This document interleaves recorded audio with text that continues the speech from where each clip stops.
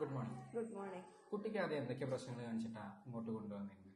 മോൻക്ക് സംസാരത്തിലെ ക്ലിയർനെസിന്റെ പ്രശ്നങ്ങൾ കൊണ്ടാണ് ഏറെ വന്നത്. പിന്നെ അവനില് വിദ്യാഭ്യാസത്തിൻ്റെതിലും കുറെ പിന്നിക്കാണ്. അത് ഈ രണ്ട് പ്രശ്നങ്ങൾക്കാണ് അവൻക്ക് വന്നത്. അപ്പൊ അതിനാലാണ് ഇങ്ങോട്ട് കൊടുന്നത്. ഫസ്റ്റ് ഒരു 1.5 വയസ്സിന്റെ ഡിഫറൻസ് അവന്റെ സംസാരത്തിലുണ്ട്. പിന്നെ എഡ്യൂക്കേഷനിലാണെങ്കിലും അവൻ കുറച്ച് പിന്നിക്കായിരുന്നു. ഇപ്പൊ അവനോട് സ്പീച്ച്, ബിഹേവിയർ, സ്പെഷ്യലി ഈ തെറാപ്പികളെല്ലാം എടുക്കുന്നത് ഇപ്പൊ കുട്ടിക്ക് എന്തൊക്കെ മാറ്റങ്ങളാണ്? വളരെയധികം ഇമ്പ്രൂവ്മെന്റ് ആണ് അവന്റെ കാര്യത്തില്. സ്പീച്ചിന്റെ ഇതില് മറ്റേത് എനിക്ക് മാത്രമേ മനസ്സിലായിരുന്നിട്ടുള്ളൂ അവന്റെ സംസാരം. ഞാൻ മറ്റുള്ളവർക്ക് എന്താണ് അവൻ പറഞ്ഞത് ഞാൻ പറഞ്ഞു കൊടുക്കേണ്ട അവസ്ഥകൾ വരെ ഉണ്ടായിട്ടുണ്ട്. ഇപ്പൊ അവനെന്നെ ഒരു 7 വയസ്സിന്റെ ഒരു സംസാരം അവനിൽ എത്തിക്കണം.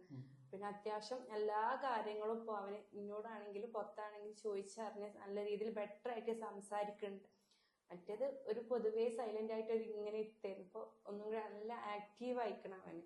പിന്നെ എഡ്യൂക്കേഷനില് അവനില് ഒരുപാട് മാറ്റമുണ്ട്. മറ്റേത് അക്ഷരങ്ങളൊന്നും അവനക്ക് അത്ര കാച്ചപ്പ് ആയിരുന്നില്ല.